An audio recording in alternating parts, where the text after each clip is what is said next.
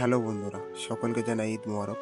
দেখতে দেখতে ঈদ চলে এলো, তাই গতকালকেই আমার এই গাড়িটি আমি কোম্পানিতে খাড়া করে দিয়েছিলাম। ফার্স্ট সকালে উঠে কোম্পানিকে ফোন করি, আমরা ঈদগাহে নামাজ পড়তে যাব। কোম্পানি বলে যে তার গাড়িটি নিয়ে যাওয়ার জন্য, যেহেতু ঈদগাহ আমাদের থেকে একটু দূরে ছিল, তাই আমি ও আমার বন্ধুরা সকলে মিলে এই গাড়িটি নিয়ে ঈদগাহ দিকে রওনা দিই। আর বন্ধুরা, আমার এই চ্যানেলটি নতুন, তাই এই চ্যানেলে ব্লগ বানানোর সময় যদি কোনো ভুল ত্রুটি হয়ে থাকে সেগুলো আপনারা ক্ষমা করবেন, এবং আমাকে কমেন্টে কোনটা কি ভুল হচ্ছে সেটা আমাকে বলবেন, আমি সেটা সংশোধন করে দেওয়ার চেষ্টা করব।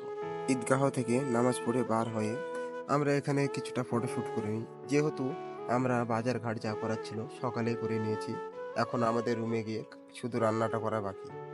আমরা আছি এখন তিরুপতিতে। এখানে গ্রামের মতো খুব সকালে নামাজ হয় না, এখানে সাধারণত নামাজ বেলা ৯টা ১০টা পরেই হয়। আমরা বিদেশে আরএমসি ড্রাইভিং লাইনের ড্রাইভাররাই জানি যে বিদেশে ঈদ কাটানো কতটা কষ্টের। তবুও এই দুঃখ কষ্টের মাঝখানে এইটুকু আনন্দ আমাদের কাছে অনেক বড় পাওয়ার, অনেক বড় উপহার হয়ে দাঁড়ায়। যে ছেলেটা বাড়িতে ঈদের নামাজ পড়ে এসে দেখতো মায়ে তার জন্য খাবার রান্না করে রেডি করে রেখেছে, সেই ছেলেটা আজ ঈদের খাবার খাওয়ার জন্য নিজে রান্না করে খায়। আজ পকেটে টাকা থাকলেও সেই আনন্দটা যেন আর নেই।